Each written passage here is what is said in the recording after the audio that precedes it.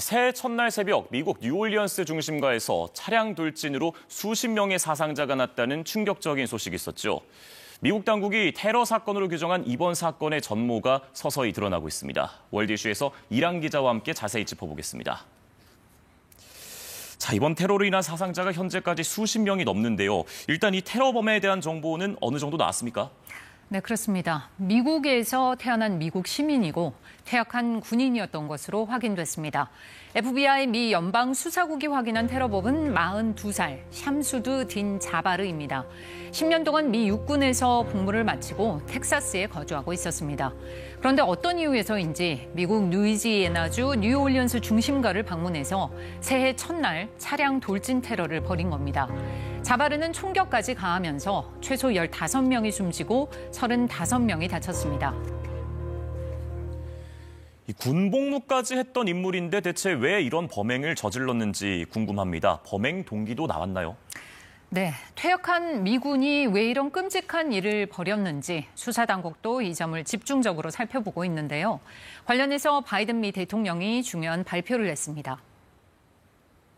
The attacker posted several videos just several hours before the attack, indicating his strong support for ISIS. 네, 아이시스, 미국이 IS를 가리키는 말입니다. 테러범이 말 그대로 순위파 계열의 이슬람 극단주의 무장단체인 IS 추종자였을 가능성이 확인된 겁니다. 수사당국은 테러범이 범행에 사용한 차량에서 IS 깃발과 폭발물도 발견했습니다. 자바르가 촬영했다는 또 다른 영상에서는 자신이 왜 IS에 가입했는지에 대해서도 밝힌 것으로 알려졌습니다. 수사당국으로서는 자바르와 테러 조직과의 잠재적 연관성을 파악하는 데 주력할 이유가 분명한 상황입니다. 일단 이 테러범과 IS의 연관성이 어느 정도 드러난 셈인데요. 그렇다면 이번 테러의 배후에 IS가 있는 것인지 아니면 이 자바르의 단독 범행이었던 것인지도 중요할 것 같은데 어떻습니까? 네, 미 수사당국은 범행 자체는 홀로 벌였을 가능성이 크다고 보고 있습니다. FBI's investigation, as of right now, is confident at this stage, based on the information they have, that this is a lone actor. 하지만 혹시 모를 공범이나 배후에 대한 가능성은 열어두고 있습니다. FBI는 그가 미국과 해외에서 최근 접촉한 인물들에 대한 추가 조사를 벌이고 있는데요. 실제 자바르는 2023년 6월 이집트 카이로를 찾아서 11일 동안 머물렀던 것으로 확인됐습니다. 또 같은 해 7월에는 캐나다 온타리오를 사흘간 방문하기도 했습니다. 수사당국은 그의 개인사에도 주목하고 있는데요. 왜 극단적인 폭력 행위를 저지르게 됐는지 그 배경을 분석하고 있습니다. 테러범은 2번의 결혼 실패, 그리고 재정적 어려움을 겪고 있었던 것으로 알려졌습니다. 자바르의 회사가 $28,000 이상의 손실을 냈고요. 신용카드 빚도 상당했다는 겁니다. 이 때문에 자바르가 이런 상황에서 세상에 대한 증오심을 키우고 극단주의 이데올로기에 빠진 것 아니냐는 해석이 나오고 있습니다. 실제 자바르의 전 부인과 재혼한 드웨인 마시라는 남성은 자바르가 지난해 이슬람교로 개종을 했고 그 뒤로 완전히 미쳐버렸다고 증언했습니다.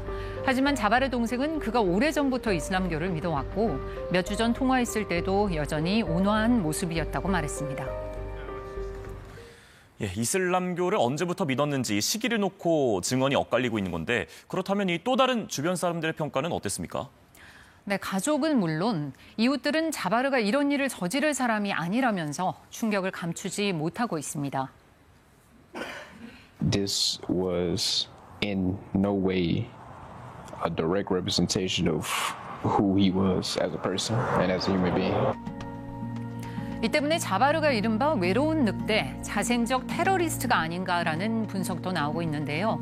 조용하고 평범하던 사람이 극단적인 폭력 행위를 저지르는 테러 사례들은 그동안 꽤 있었습니다.